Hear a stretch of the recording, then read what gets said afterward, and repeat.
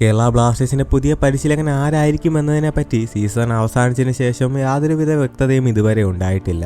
വരുന്ന super cup ടൂർണമെന്റിന് മുൻപേ തന്നെ പുതിയ പരിശീലകൻ ബ്ലാസ്റ്റേഴ്സിൽ എത്തിയേക്കുമെന്നാണ് ഗോവയിൽ നിന്നുള്ള പ്രമുഖ സ്പോർട്സ് ജേർണലിസ്റ്റ് ആയിട്ടുള്ള മാർക്കസ് മെർഗുലോ പറഞ്ഞിരുന്നത്.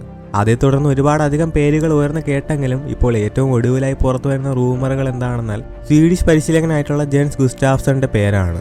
അദ്ദേഹത്തിന്റെ പേര് ആദ്യമായിട്ടൊന്നുമല്ല ബ്ലാസ്റ്റേഴ്സുമായി ബന്ധപ്പെട്ട് വരുന്ന റൂമറുകൾ സ്ഥാനം പിടിക്കുന്നത്. 2021 ഇദ്ദേഹവുമായി ബ്ലാസ്റ്റേഴ്സ് ചർച്ചകൾ നടത്തിയ അവസാന ഘട്ടത്തിലേക്ക് വരെ കാര്യങ്ങൾ എത്തിയെങ്കിലും ചില കാരണങ്ങൾ കൊണ്ട് ആ ഒരു ഡീൽ ബ്രേക്ക് ആവുകയാണ് ഉണ്ടായത്. അദ്ദേഹത്തിന്റെ ഫിനാൻഷ്യൽ ഡിമാൻഡ്സ് മീറ്റ് ചെയ്യാൻ അന്നത്തെ ബ്ലാസ്റ്റേഴ്സിന് കഴിഞ്ഞിരുന്നില്ല. അതിനുശേഷം ബ്ലാസ്റ്റേഴ്സ് തങ്ങളുടെ ടീമിൽ സെർബിയയിൽ നിന്ന് ഇവാൻ മുക്കോമനോവിച്ചിനെ എത്തിക്കുന്നു.